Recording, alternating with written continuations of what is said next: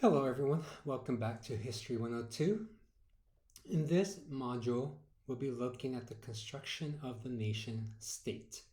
So if you were able to read the chapter for this week, you notice that there are a lot of ideas, um, a lot of discussion about different social classes and different groups. And hopefully this lecture helps contextualize what is happening in the post-revolutionary period of the 1840s. And one thing that I want to get across, which is highlighted in the reading, is this concept of the nation state. So when we look at something like the United States, we kind of know that it's been around since 1776. But we have to note that not everybody had the right to vote or have the same freedoms. And we're not just talking about African Americans, but we're also talking about different groups, particularly white people. So it is assumed by many that white people got the right to vote in 1776 with the construction of the United States. The reality is further from that, because we find that it was really in the 1830s when they got the right to vote. And it's really about people pushing for this. Nothing is actually given to them, but rather they had a fight to get the right to vote. And women don't get it until 100 years later in the 1920s.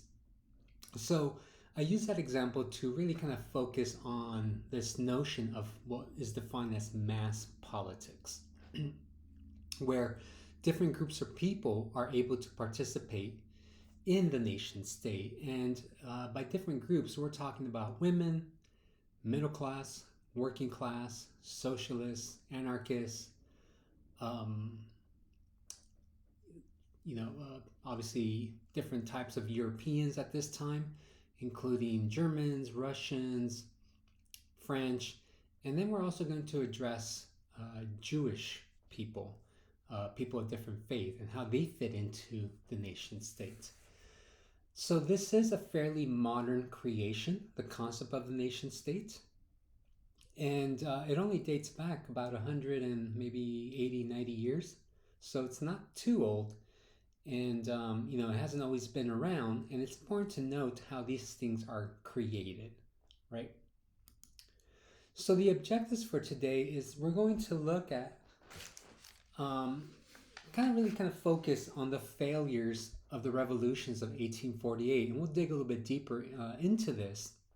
So you read about this in the last chapter, but we're going to see how nationalism and liberalism separate from each other, and rather we'll see how conservatism and nationalism merge together.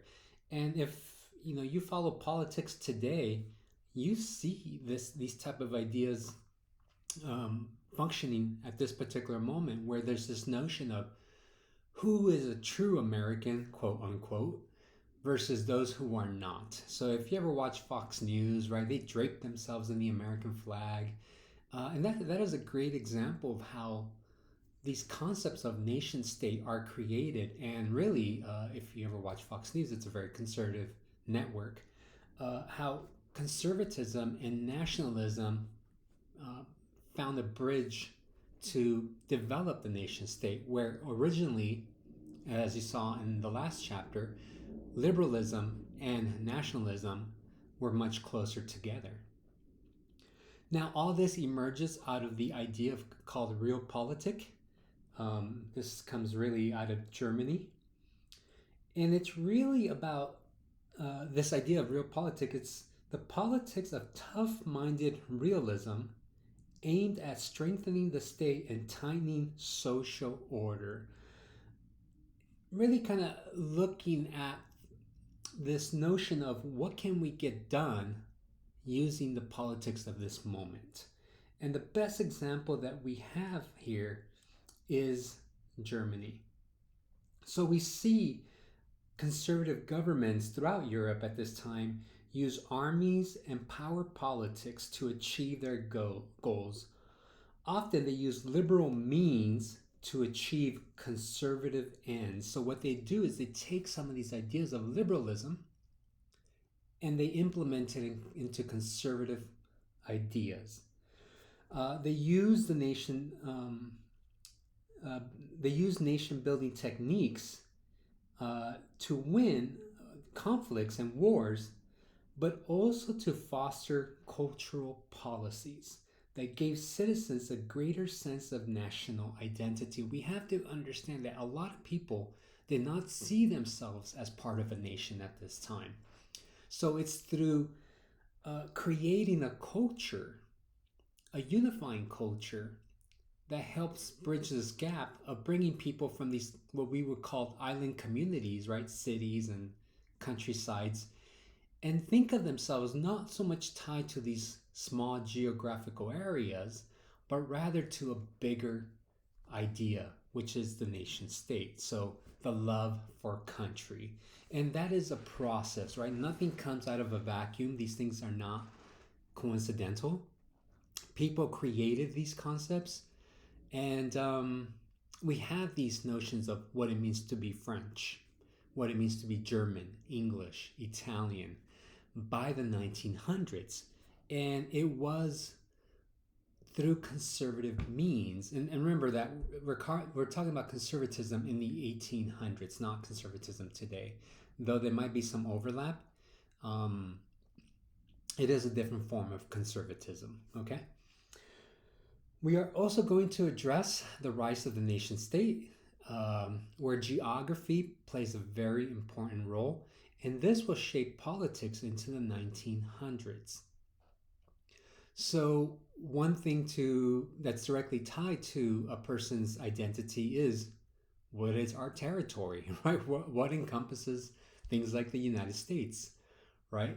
So, geography plays a very important role in places like France and Germany and Italy, particularly because these were all, to some extent, independent, either kingdoms or territories, or they were controlled by other entities. For example, Italy was controlled by Austria, right? Even though they spoke different languages, you begin to see the push towards nationalism. And then lastly, we're going to explain the limitations of the nation state. So even though it sounds great to be part of something, the problem is that it begins to exclude certain groups of people. So we won't focus on everybody, but we will touch on certain people, women, Jewish people, as examples of people that do not fit into this model of a nation state. So, for all the positive that there is in the nation state, there's also a lot of negative aspects to it. Those of us who are minorities, if you're African American, Asian American, Mexican American, you will know that. Those of you who are white and poor, right, you will know that. Those of us who are of different sexual orientations, you know this too, right? Where there's this notion of America was founded in Christian values and blah, blah, blah. Yet, if you don't fit these ideals, where do you fit into the nation state? So it's not exactly the same, but again, these are just modern examples of how we create this notion of a nation state. And we say, you belong, but this other group does not. And in doing that, it creates conflicts throughout Europe and really throughout the world, but we're going to focus on Europe. And this will lead and will foreshadow conflicts that would arrive in the 1900s, particularly with World War I. So let's begin by looking at the revolutions of the 1840s. These revolutions are very pivotal because it is the push towards more enfranchisement of different groups of people, particularly working class men. But you also have women. Now, what causes the revolutions of the 1840s? Now, a lot of it's because people don't feel like they matter in these different kingdoms, whether it be France or Germany or Italy. We're going to focus on France Germany and Italy for this part of the lecture. So in 1845, you have a crop failure across Europe, which caused food prices to skyrocket. And we know even today that when prices of goods go up, people are not happy. And particularly working class people who make up the majority of the population might take action. How that action is taken is, works in different ways. But we find that 50 to 80% of people's income went to buy food. And at this time, the major staple that people bought was bread. So famine hit Europe in places such as Ireland. In the 1840s, we see the potato famine, where a population of 8 million dwindled to about 7 million. So about a million people died, with people lying on the side of the road dying, or just dead bodies laying there. We see entire families were found dead in their cottages, some of them even eaten by their dogs. This causes not only conflict within Ireland, but also an exodus, right? People migrate from Ireland to the United States and to different places, right? Anywhere else but Ireland, because they got so desperate. And we find that not only in Ireland, but throughout Europe, people take to the streets and began to attack markets and bakeries because they're taking out their frustration wherever they feel they can, right? So even though they're not correct in their assessment of who they're blaming, we find that unfortunately people like to scapegoat and they're attacking, what they think is the cause of their troubles. We see that today. If we could look at events that happened a few years ago when people were in Washington attacking, different buildings over there. By 1848, things began to improve, but people were left in debt. Along with the prices of goods, particularly food, were still fairly high. Now, due to this, it means that the majority of people's money is not going towards purchasing goods, therefore stimulating the economy, but rather to purchase just food. This is during the Industrial Revolution, if you can recall the last lecture or one of the last lectures that I had. And if people are not buying some of the wants and only buying needs, it's going to hurt the economy. So this inflation causes unemployment to skyrocket. It is something that we are currently seeing today, right? With the price of inflation, price of goods going up due to inflation, most people focus on the necessities rather than the wants. So economic hardship played a very important role in the revolutions of the 1840s. Another aspect to the revolutions of the 1840s is just this kind of political culture that you have in places like France. As I stated earlier, the concept of being enfranchised is fairly modern, particularly for working class people. If you can recall some of the activities that we've done in some of the previous chapters that looked at different ideologies such as liberalism, socialism, we begin to see these groups having a stronger voice, thanks in part by different states implementing things like freedom of the press, the end of the death penalty, and the introduction of universal adult male suffrage. So liberals, socialists, and women were politically active because there's not that repercussion from the state to put down their voices. We see women also creating clubs. They're creating their own newspapers, and they're demanding that they obtain political representation. Workers during this time are advocating for the right to work because the economy is going through bad times. We see in places like France they implement national workshops led by people such as Louis Blanc. You read about him in one of the previous chapters. And we find that the state is providing work in a time when there is no work. And then places like France, they have about 10,000 jobs, and those jump quite quickly to 120,000 jobs that the state is providing, which begins to empty the treasury because there's really no money coming into the treasury, and obviously more money is going out to pay these workers.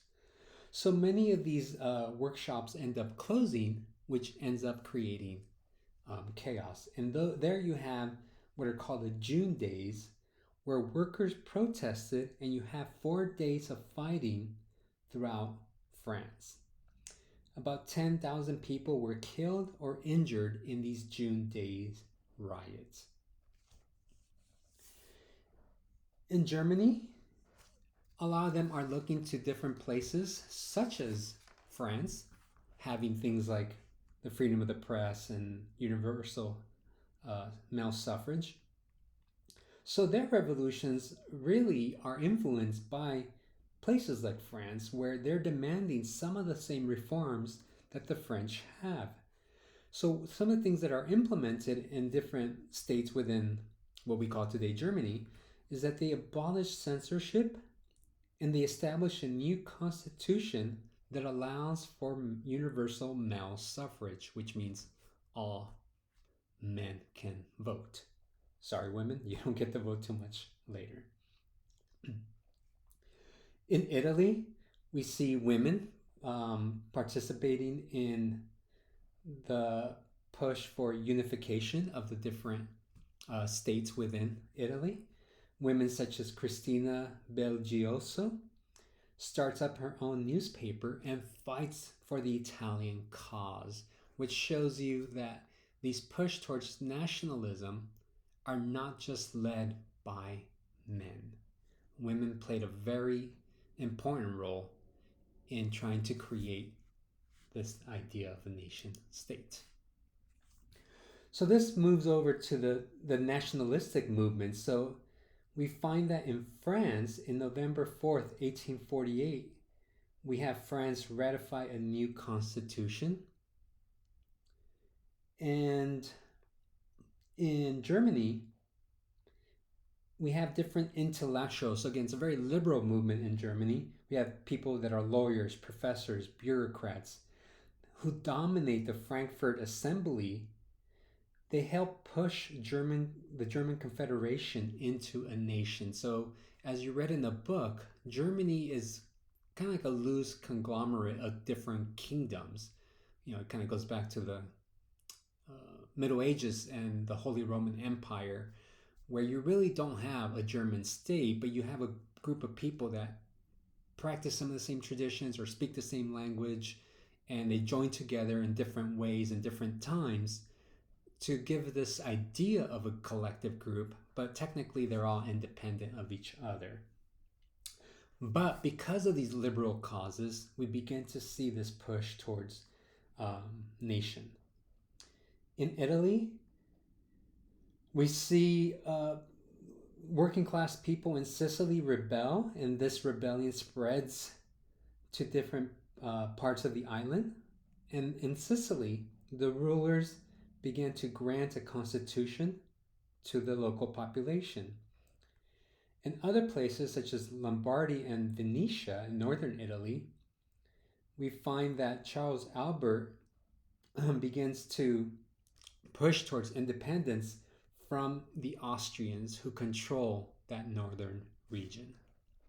So in the 1840s, people are pushing for the idea of a nation state.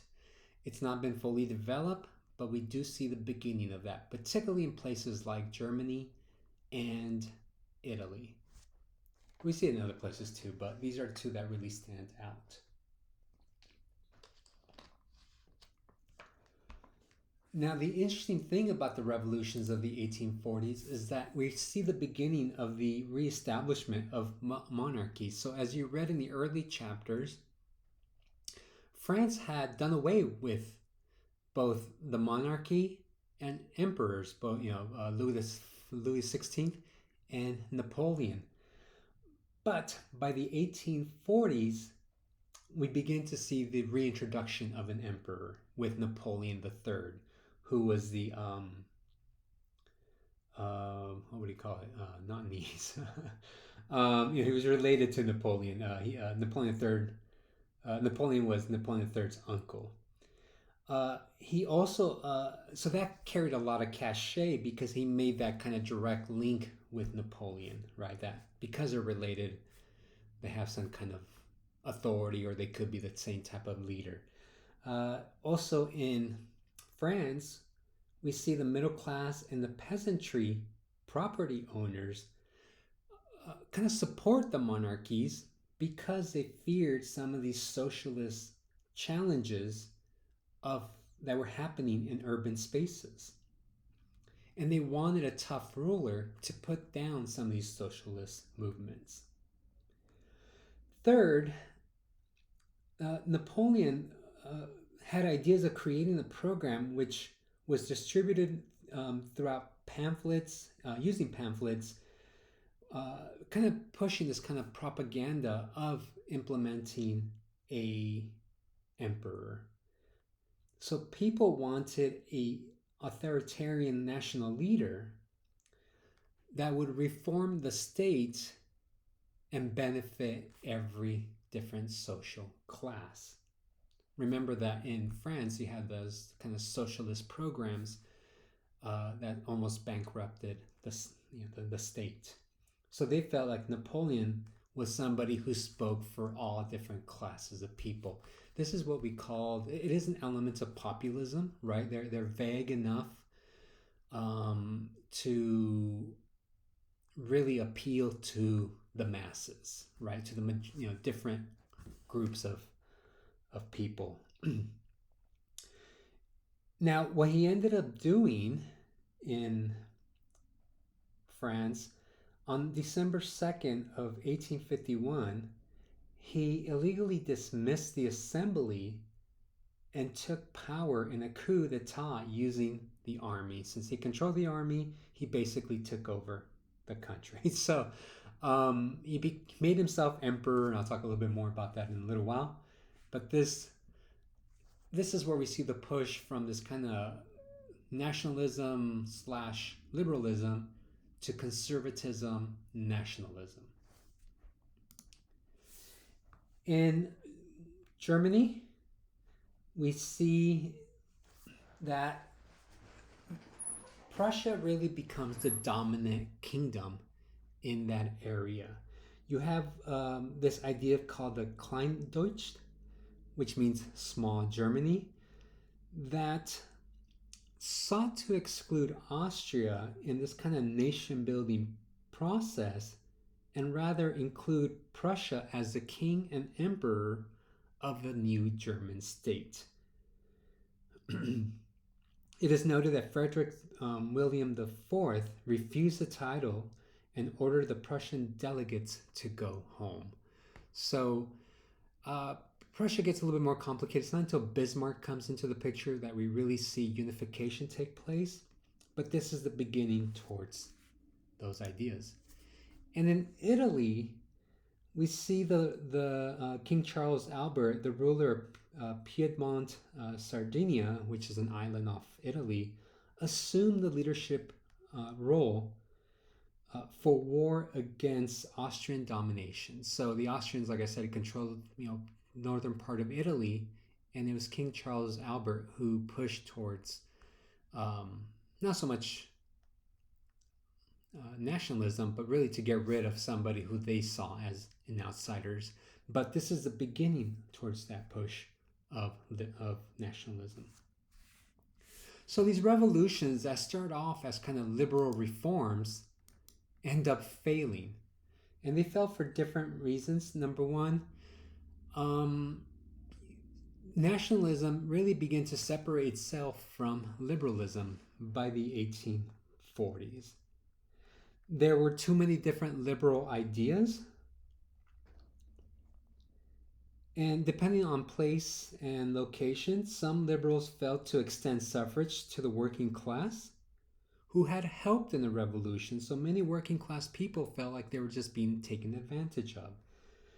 And some liberals from the middle class feared losing their land and their wealth, so they rallied around the old ruling class in order to maintain their status.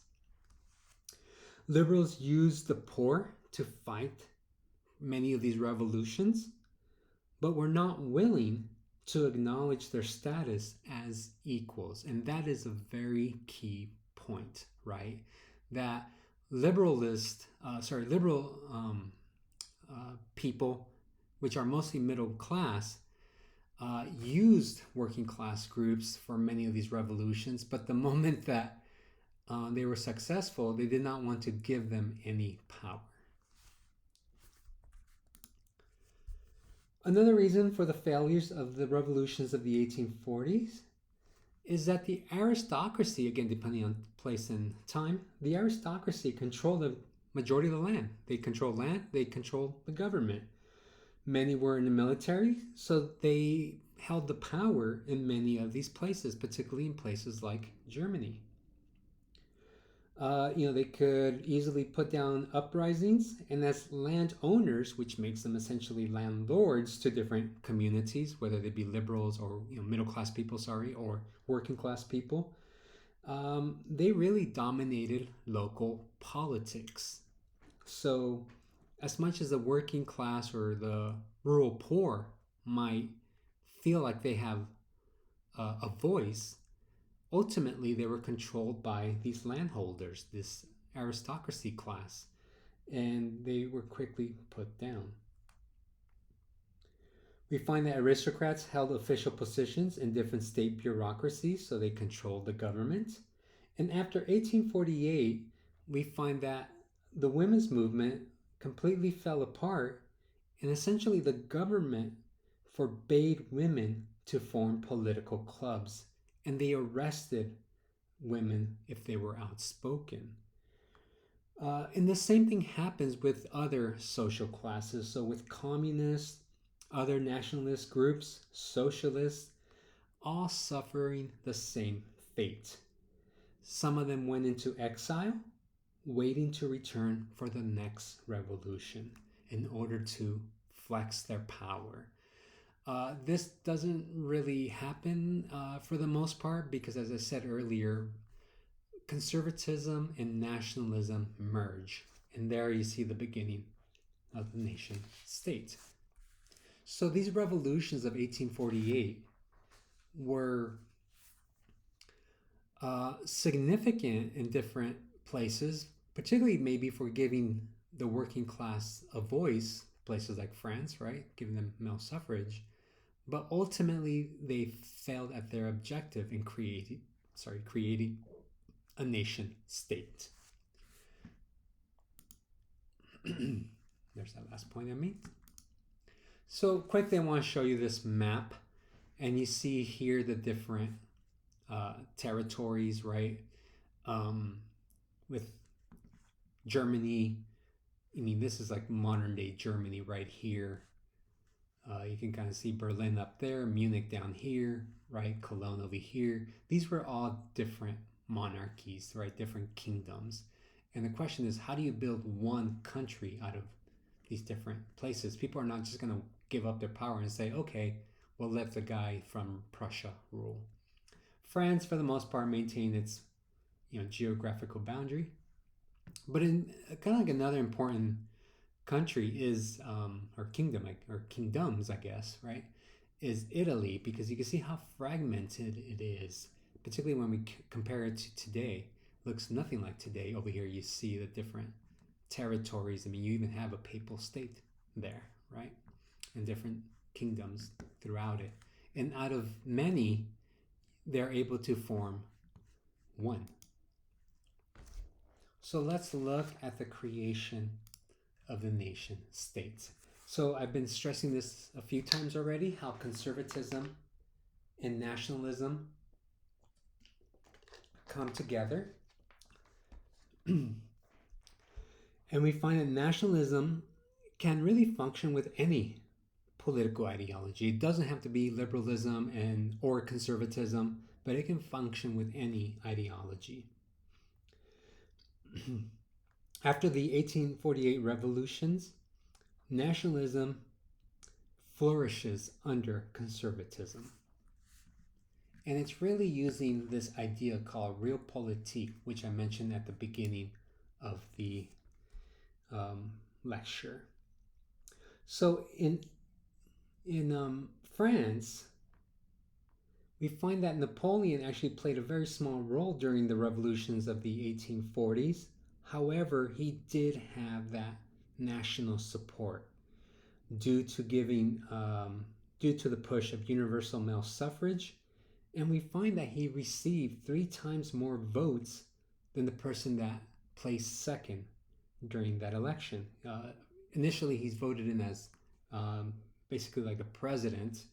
Eventually, he makes himself emperor.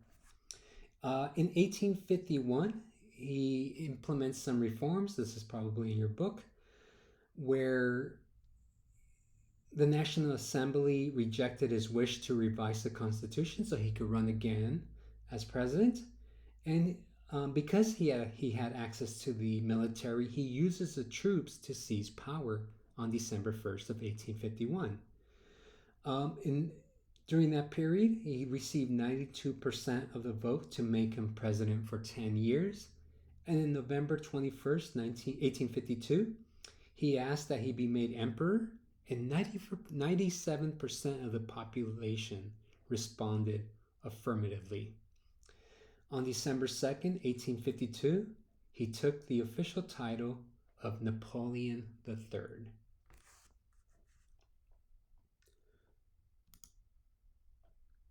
So he built an empire. This is the second empire after Napoleon, the first Napoleon. And he controlled basically everything that was important in government in France. He controlled the armed forces, he controlled the police, he controlled the civil service, and only he could introduce legislation and declare war. Oops. Sorry. He focused on economic growth, so he used state funds to stimulate the economy. Earlier I mentioned how there is high inflation. And he implemented a lot of important programs that help kind of connect the majority of France into one nation. So he constructed railroads, harbors, roads, and canals, which tripled iron production, therefore creating jobs. But by creating all this infrastructure, you're kind of creating this notion of one France, right? People can now quickly navigate from Paris to Nice, right, to different parts of the empire, just by hopping on a train. He provided hospitals and free medicine for workers, and he advocated for better housing for the working class. These are all important elements of populism, right? How do you get people to vote for you? Well, you give them things, right? He also pushed a foreign policy that was tied to national greatness. I won't talk about the one particular war, but I will talk about what happened in Mexico. So, in Mexico, he actually sends troops to protect France's interests. Basically, Mexico didn't want to pay any debt. So they told, who was it? I think France, England, and some other country. I can't remember the other one. Probably Germany. And told them, we're not going to pay you guys. And these 3 countries got together and basically made sure to have Mexico pay one way or the other. So they invaded Mexico, and France is the only one that stuck around. And he installed the Archduke Maximilian of Austria as the new emperor, but unfortunately, he had no military to protect him, and he was executed in 1867. So this is that event, if you know Cinco de Mayo. This is where the French go into Puebla, and they outnumber the Mexicans. They have better weapons and so forth, and somehow the Mexicans win, and this becomes a very important event in Puebla, and which is now Cinco de Mayo. And just so you know, that event was really only celebrated in Puebla. Eventually, it takes a stronghold in the United States by the 1920s and forward. Today, I think everybody's Mexican on Cinco de Mayo, right? Here in the United States. In Mexico, it's not really celebrated.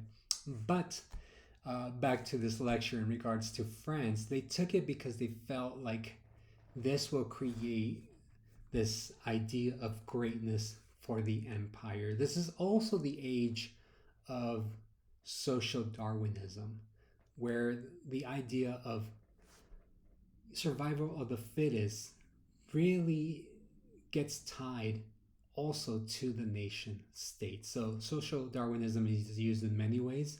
One way that it's also utilized is in warfare. So by getting more territories, it makes you a great nation. Unfortunately, his venture into Mexico failed, but it was part of his agenda to create a strong state with foreign territories. The Franco-Prussian War I'll talk about next, not here, but when I talk about Germany, because um, it plays a larger role in the story of Germany. But this will also influence what happens during World War One. Some people just never forget. So in Germany, you have this German confederation called the Sovereign, where it was a bunch of German, where it was a mishmash of German kingdoms and territories held together by the Sovereign, developed in 1836. This program basically eliminated tolls on rivers and roads among member states. This was important because basically it allowed trade to happen within this conglomerate group. This allowed, for the Second Industrial Revolution to flourish in the latter part of the 1800s. But this was also a start towards unification. So they're still independent. They're all part of this one, but they are all part of this one group. I think I mentioned this earlier, but I'll readdress it when I was stressing the revolutions of 1848. You have a constitutional monarchy created that appeared like basically, having a strong parliamentary system that had a lower house that was elected by universal male suffrage. Ultimately, it was the upper house that really controlled, and really the emperor who controlled the states. But nevertheless, we see universal male suffrage implemented. By 1859, the lower house is controlled by the middle class.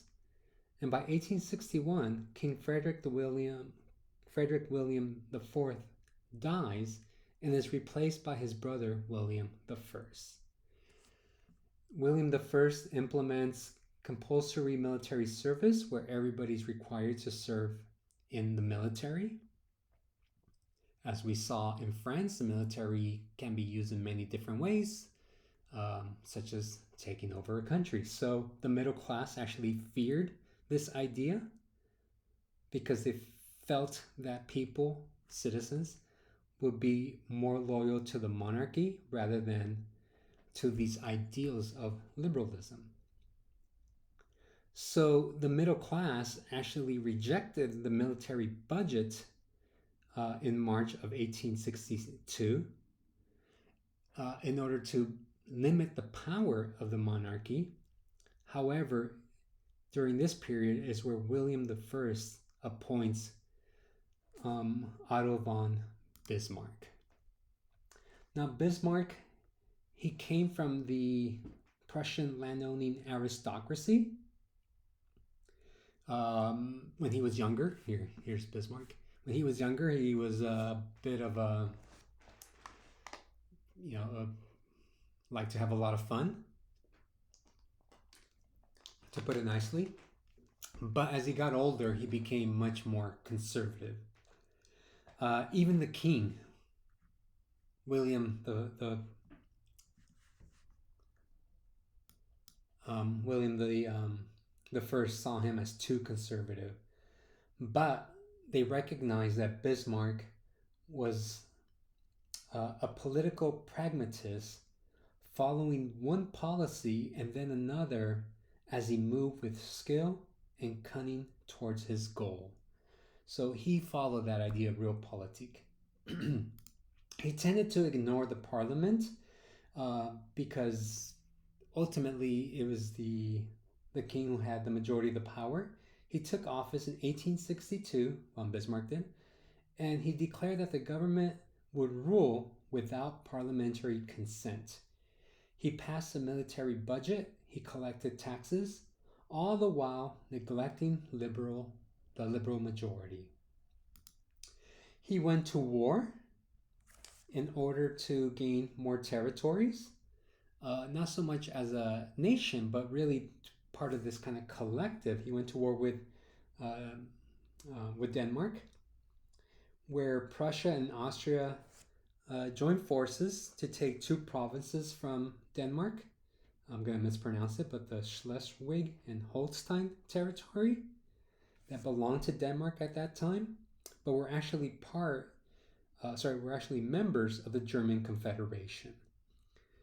They ended up winning, and Bismarck believed that Prussia should actually control this territory, so they went to war with Austria to kick them out of the Confederation. When it came to the Franco-Prussian War, what happened here, and the book talks about this, but I'll quickly kind of summarize the major ideas, because this really annoys France in the 20th century. So a revolution in Spain had taken place where they had deposed Queen Isabella of Spain. So the throne was offered to Prince Leopold, who was a distant relative of the Prussian king.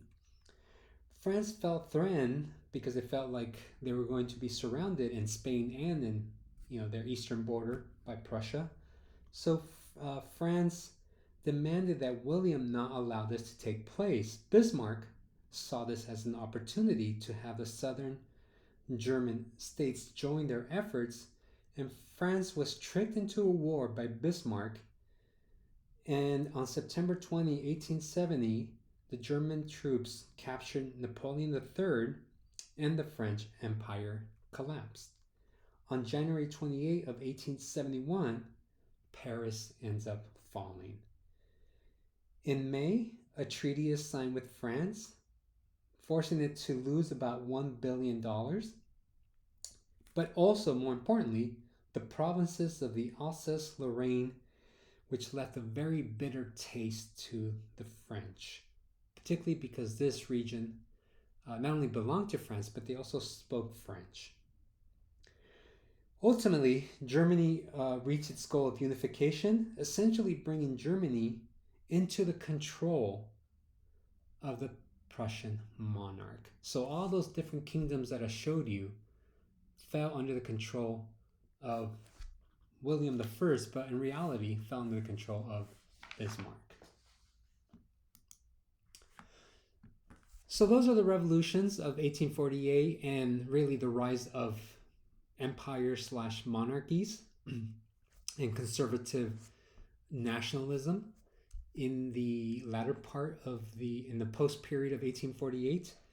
And now we're going to address the idea of, well, how do we create a nation state, right?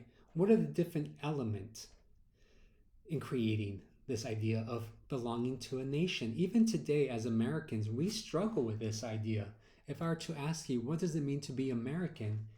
I believe that most of you can probably give me some generic ideas, maybe something like language, But there's a lot more that goes to being American. And I'm not talking about knowing the Constitution or you knowing your history, because let's face it, most Americans don't. But really, we're talking about culture, right? We're talking about identity. How did people create this notion of belonging to something bigger than maybe their family, their local community, and even their, themselves, right? So we're going to look at how the nation state is created. So the second industrial revolution actually plays a very important role. As I mentioned, in France, Napoleon III creates these roads and what do you call it? Railroad tracks that connects all of France into a cohesive place. Now they do it for economic reasons, but it has a cultural element to it too, because people are now able to move around, right? No longer just isolated in some town for the rest of your life. We see that the mass production of steel completely changes the development of cities. Just to give you an example, England, France, Germany, and Belgium in 1860 produced about 125,000 tons of steel. And by 1913, they were producing 32 million tons of steel. Right? So steel becomes really an important material to build a lot of things. One of them being cities. A lot of times they're building up skyscrapers and things like that. Electricity is another important tool in creating the nation state. It allows homes and cities to be illuminated. By the 1900s, we almost see electricity running through even working class communities. Even the poor have light, right? Communication time gets shorter. It used to take about 20 days in the 1800s to send a letter, right, from one place to the next. By the 1900s, it takes 2 hours to send a message through telegram. And then lastly, the combustion engine has an important impact too, not only for the development of cars, which people are, not everybody, but middle class people are consuming and are able to travel, but we see a switch from the production of coal to oil, which becomes a major energy source of the 1900s up to today, right? Now, the development of cities become tied to the nation state identity.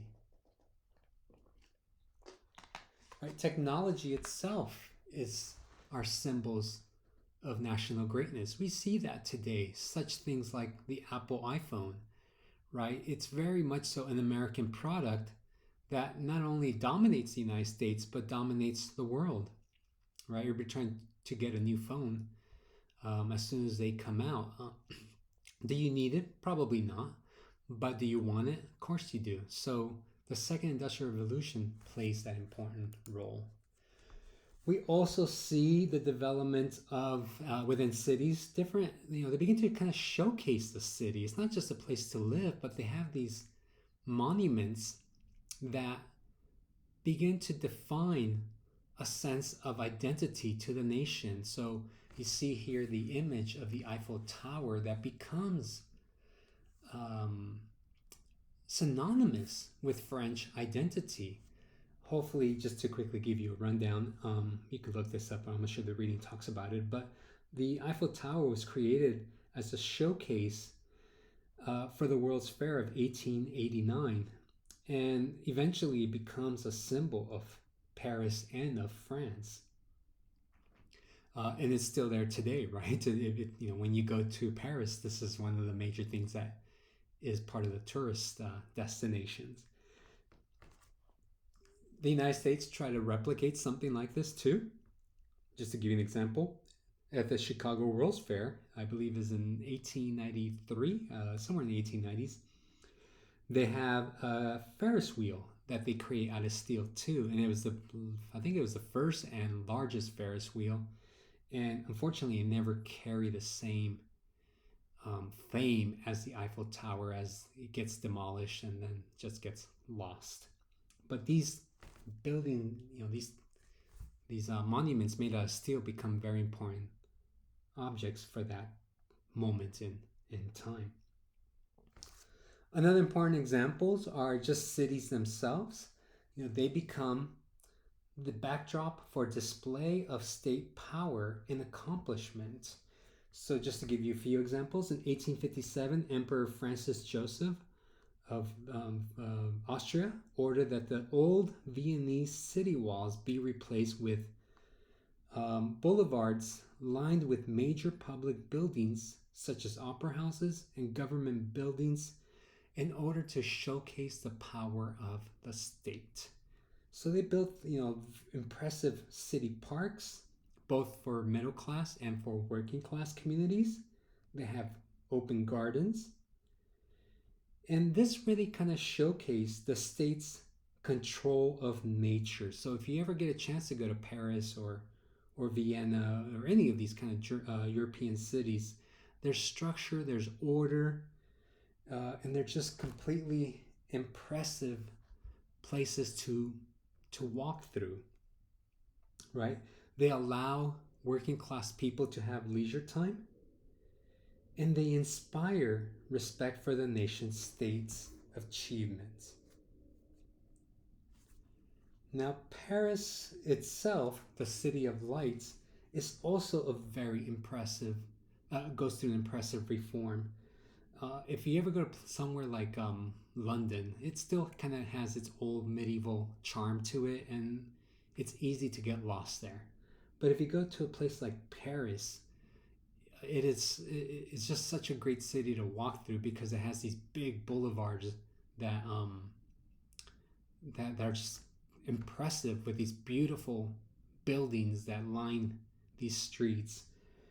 So in Paris, what they did is that they took the old medieval city streets that kind of twisted everywhere and that were difficult to navigate, and they destroyed them. They basically bulldozed down the city.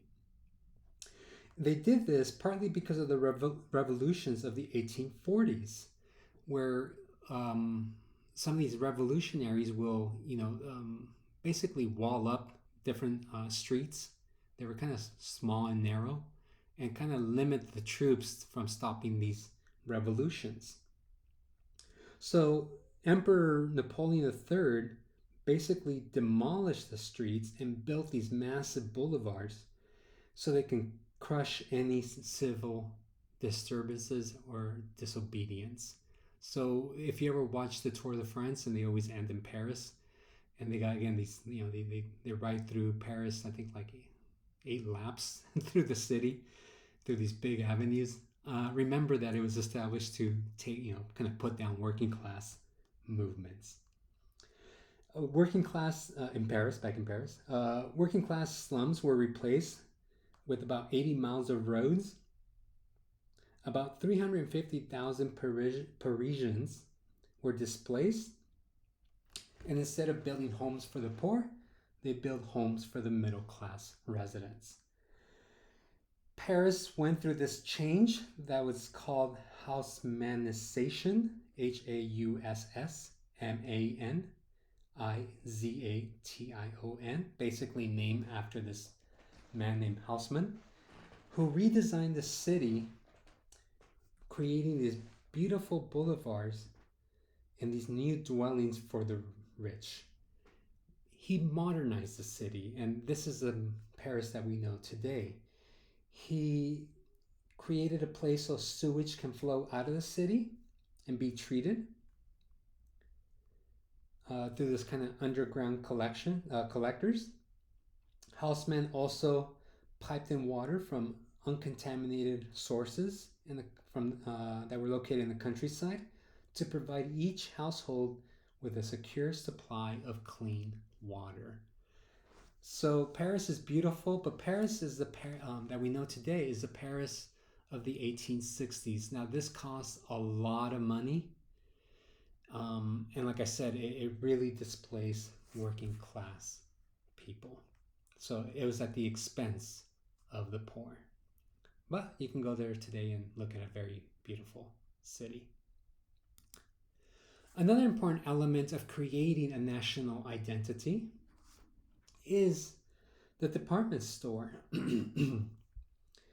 Department stores were key because they provided a large amount of goods for middle class consumption, but also, working class people can aspire to attain some of these goods, creating this illusion of goods that are also tied to the nation state. They created a national identity by mass marketing. They had permanent displays.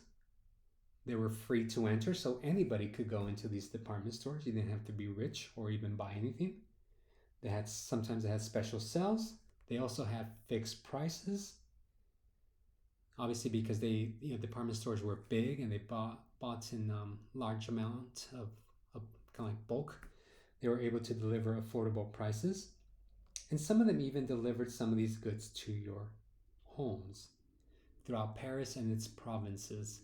So by creating mass marketing, there is this sense of certain fashion that gets tied to national identity. When we think of a French man, we think of a beret or a striped t-shirt or something like that, right? A white shirt with kind of black stripes or whatever, right? These are all things that happen around this period that become fashionable for a short period of time, but today have become synonymous with the nation state. Right? Certain, again, like the beret. I don't think, at least not that I know of, but we don't see other countries wearing that type of hat. It basically becomes tied to French identity. Another important element that we see is in creating the national identity is suffrage. So I'll come back to this, but we have to note that people begin to migrate from the countryside into the city, partly due to economic hardship, and we find that many traditional villages began to lose their populations due to this, what we call emigration, people moving from rural communities into urban centers. By 1900, about 135 cities had a population over 100,000 people, creating working class communities in different cities. Now, this is significant because many of the working class people begin to develop this kind of identity that's tied to their social economic class. And it creates an us versus them between them and the middle class or the owners of the places where they worked. Socialism begins to kind of take off during this period since they're all living in these what we call urban villages, right? Working class people living in the same vicinity, in the same neighborhoods. They create these kind of revolutionary ideas and revolutionary rhetoric while organizing different political parties. One of the best examples that we have, and the book notes this, is the German Social Democratic Party, the SPD.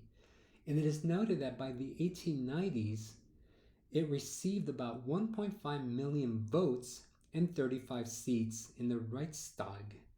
Right? By 1912, they received 4 million votes and they become the largest party in Germany. So by these working class people living together, it creates not only does it create like an urban working class community, but it creates its own national party. So as I noted earlier, nothing is given to people, right? People had to fight for these rights that they obtain, and one of them is through joining different associations, not based on race or based on other determining factors, but based on working class identity. Another important movements that happen in urban spaces are trade unionism. We find that unions are developing in urban centers. They start off with craft skilled workers, but because everything's becoming industrialized, the unskilled labor begins to create unions. And as we noted a minute ago, they begin to live in working class communities. So many working class union members join together and organize general strikes, where we see strikes basically stop the nation from functioning throughout the 1870s. It is noted that by 1900s, about 2 million enroll in British unions, and the state basically had to give in to these kind of union movements and give them collective bargaining ability. So the state basically recognizes the union. And by 1899, many organizations, these kind of trade union organizations, are involved with some form of political party.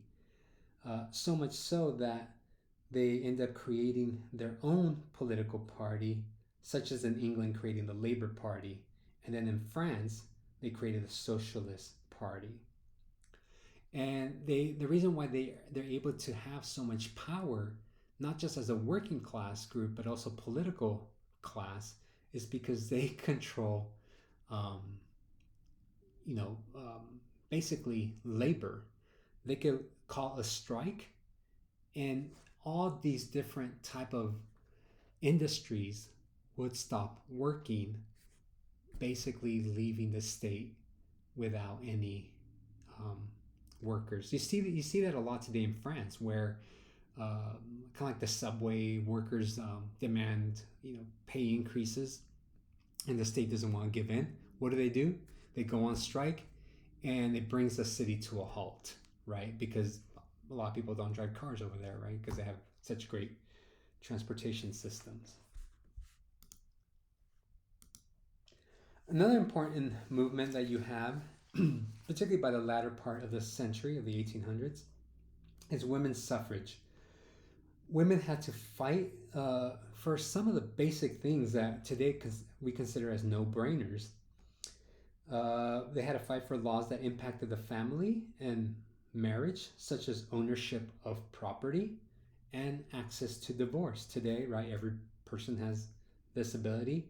In the 1800s, it was only up to men to basically control property. In some some states did not allow divorce.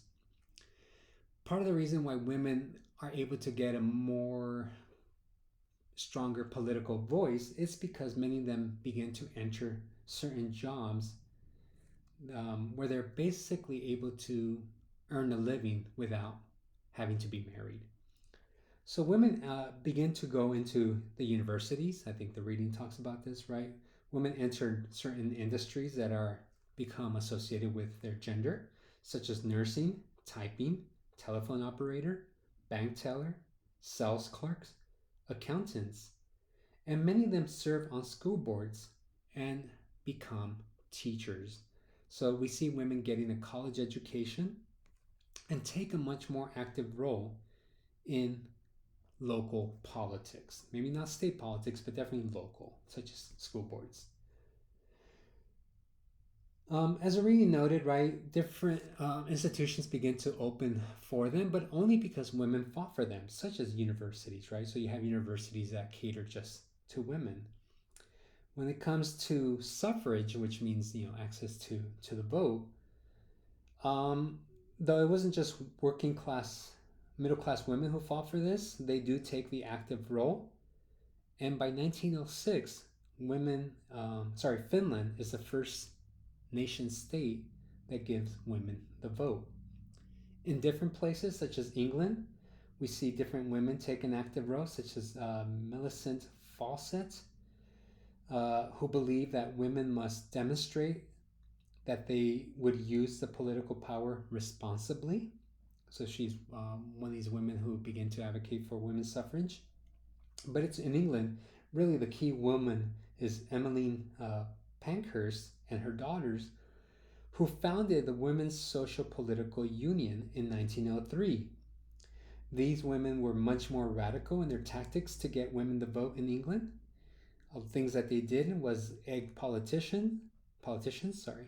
They smashed windows of fashionable department stores. They chained themselves to Buckingham Palace and city light posts. And this kind of gave birth to what is defined as the New Women. Here you see one of the activists, I can't remember her. Oh, her name is Emily Davidson, who threw herself under the king's horse during a horse race, and basically killed herself for her cause. This is something that everybody would notice, that would be in the papers, and obviously people will be asking, why does she do this? And she did this for the cause, right? As I noted a minute ago, but the reading talks about this, that they were much more militant. The birth of a new woman was really around the late 1890s, early 1900s, where women were fighting for a political voice rather than waiting for the government to give them anything. And their slogan was deeds, not words. So not only were they fighting for suffrage, but they also changed the political culture for women at this time. They tended to bike, which is something that women were not supposed to do, right? So they jump on the bike and bike in different places. They walked alone on city streets. They lived alone, apart from their families. They supported themselves by having their own jobs. As I said, many of them were nurses or were teachers. They formed political parties that focused on social programs. They also changed their fashion. They were, they did not wear the typical Victorian clothing, but rather looser clothing. So all these were kind of tactics creating this kind of shift in order to get women the right to vote. Really, by the late 1800s, political parties, but also the nation state, had to recognize these movements, and we find that they had to give in to some of their demands because, as I stated earlier, they can basically stop the nation state from functioning, right? These kind of working class movements. So we find that the state would provide working class movements different programs in order to kind of calm them down, and also to reject revolutionary socialism.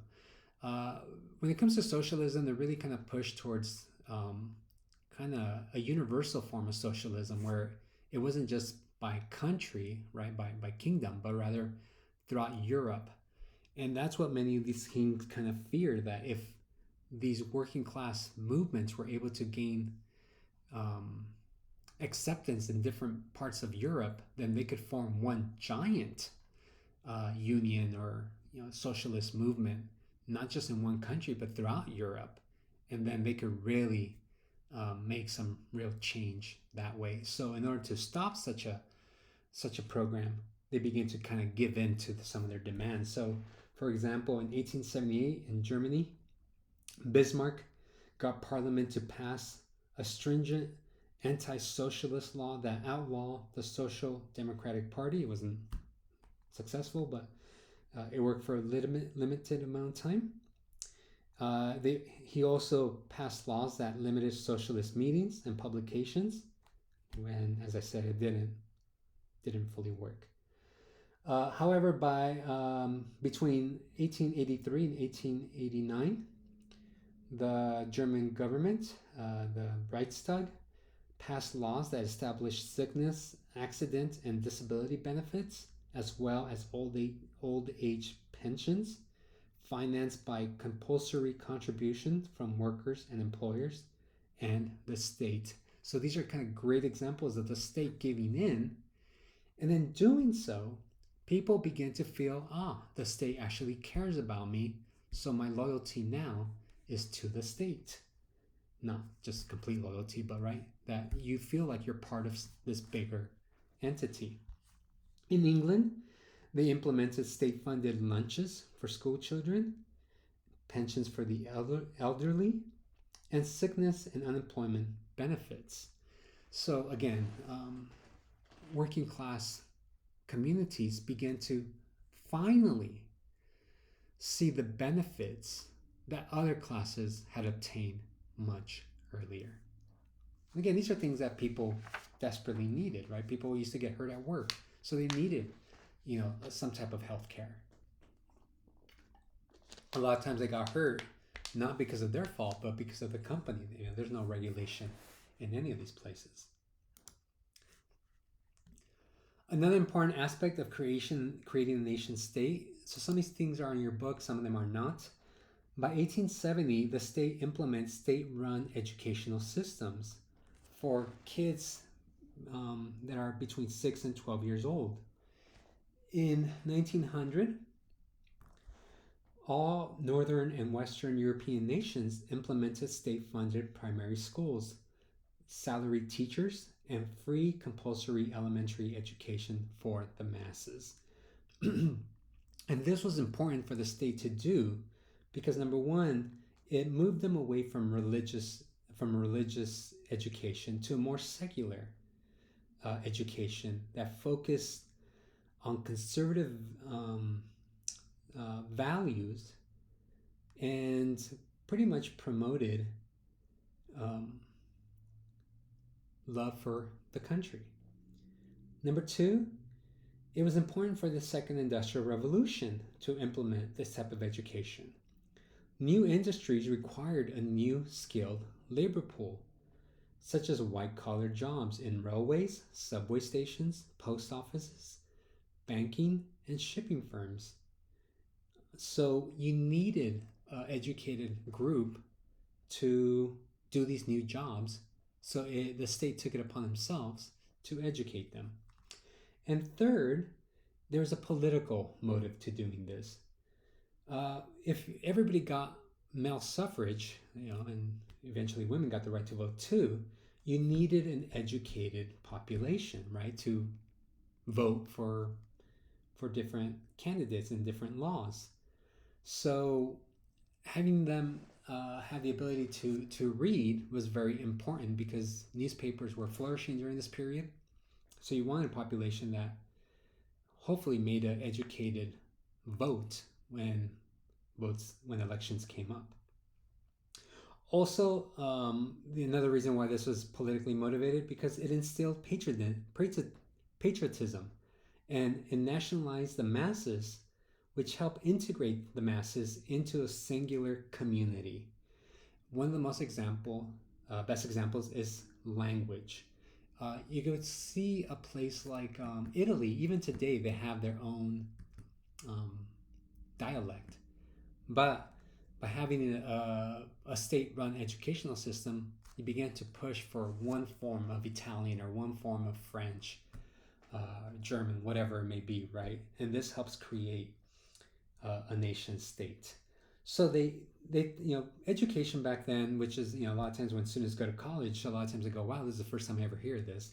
It's because most K through 12 education, not only today but even back then, is really about indoctrinating students into national values, addressing their history and their geography.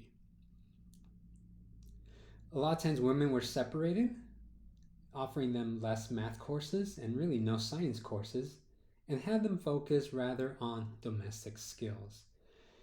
The educational system of the late 1800s and early 1900s really focused on middle-class virtues of hard work, thrift, sobriety, cleanliness, and respect for the family. By 1900, illiteracy was virtually eliminated in Germany, France, England, and Scandinavian countries. So it played a very important role, not only educating the masses, but really promoting the nation state. We do see the creation of tradition that kind of unifies a nation. a nation. In Germany, the reading talks about this, right? They create Sedan's Day, where they celebrate the defeat over the French. The United States, we create, by the 1860s, we create a holiday called Thanksgiving. In England, they have the Jubilee, right? The celebration for the Queen, Queen Victoria. And just to give you another example that I talked about earlier, right? In the United States, we created another holiday called Cinco de Mayo, right? That's celebrated here and not really celebrated in Mexico. But why do we do this? To create a unified, community through tradition. So we all celebrate, for example, Thanksgiving. We all cook our turkeys differently. Most of you probably put it in the oven. Some different families, right? Even if you're an immigrant, you still celebrate it, but you might give it a little bit of a twist, right? Some people smoke it. My family made it into birria. So if you've never heard of birria, we took the turkey and put in some kind of red sauce and cooked it in this kind of, it's not a soup, but it's also not dry, and it's just delicious. All right. Another example, again, creating national identity is through sports. As I mentioned earlier, this is the age of social Darwinism, where competitive sports, though not new, were seen as a sign of national strength and spirit. It was not just about individual skills, but acquiring a sense of teamwork, useful for military service. Teams took on names such as the Patriots or the Nationals, making a clear association between physical fitness and the national strength. The emphasis on healthy recreation gave people a greater sense of individual might and promoted an imperial citizenship based on individual nations' exercises of raw power. Newspapers would often report on teams and events such as the Tour de France. By 1863, British soccer created its football association, and urbanites connected their identity and loyalties to a local team.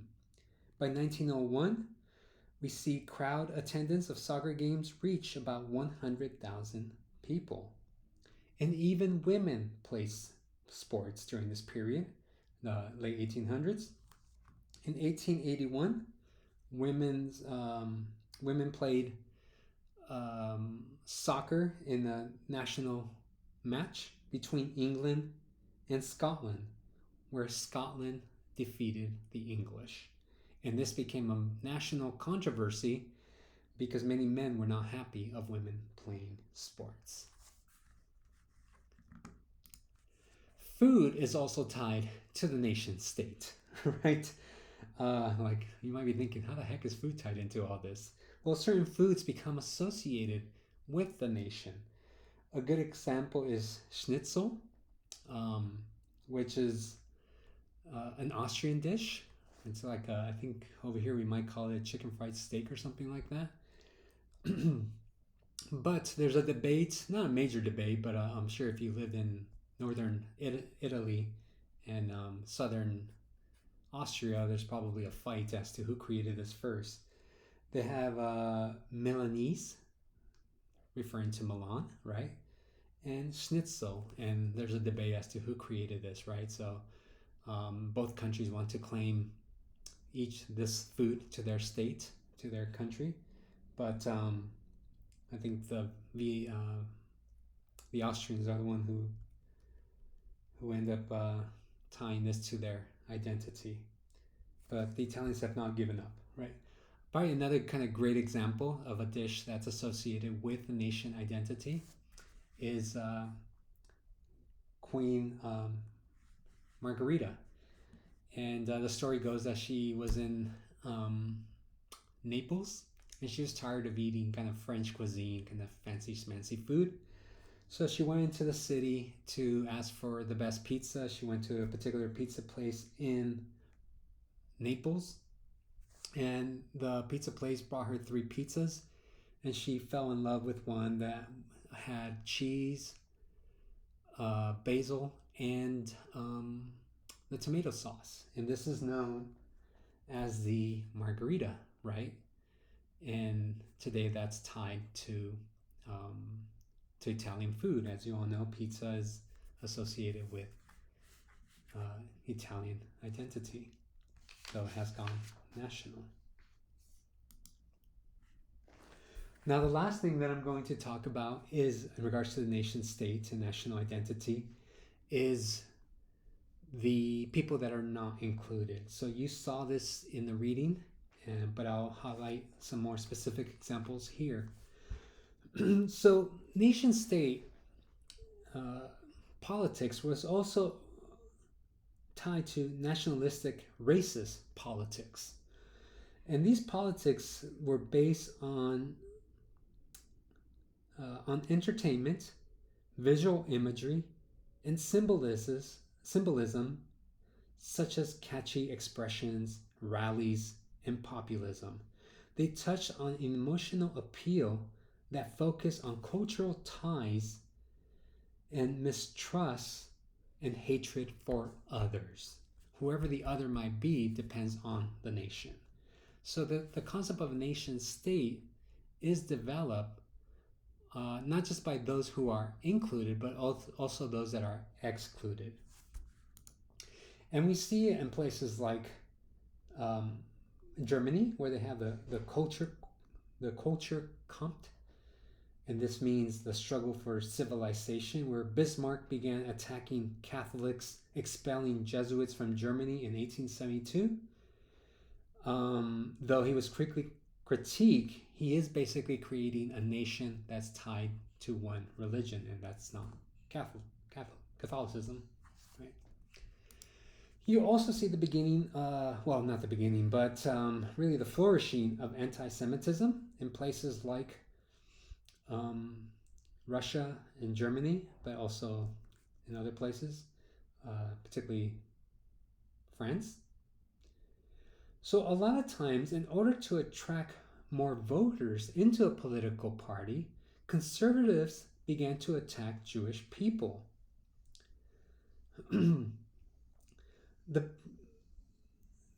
As I mentioned earlier, different states begin to associate people with the nation identity. So there's this sense of that there is such a thing as a French identity or Englishness by the 1900s.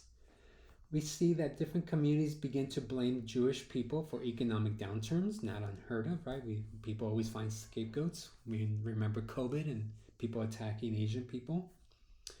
And by attacking somebody else, particularly conservatives began to attack Jewish people. They were hoping to attract working class movements to join their radical political parties. An example is in Russia. Nicholas II was, from a very young age, was taught that to hate Jewish people, and often passed policies that limited the living quarters and jobs for Jewish communities. In Germany, where Jewish people made up about 1% of the population, they were often blamed for destroying traditional culture. Right? 1% of the population is not going to have that big of an impact, yet the Germans tend to blame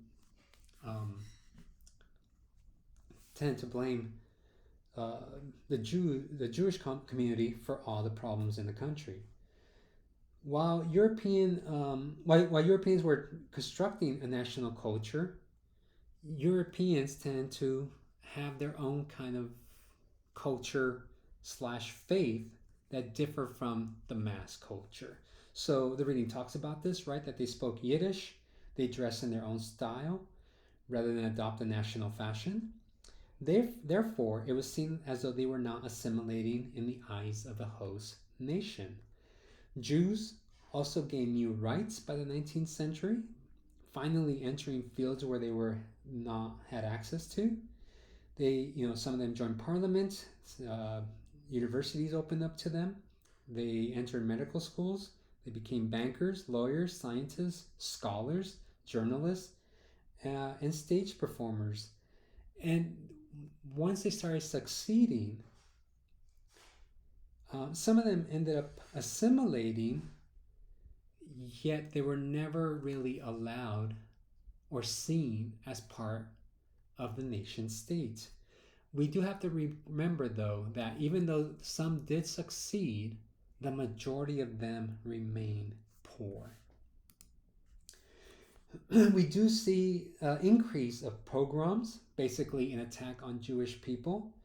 In Austria, Christian socialists, led by Karl Lueger, who was the mayor of Vienna from 1897 to 1910, pushed to attack Jewish people. This is where a young Adolf Hitler had claimed to have found his worldview by listening to Karl Lueger.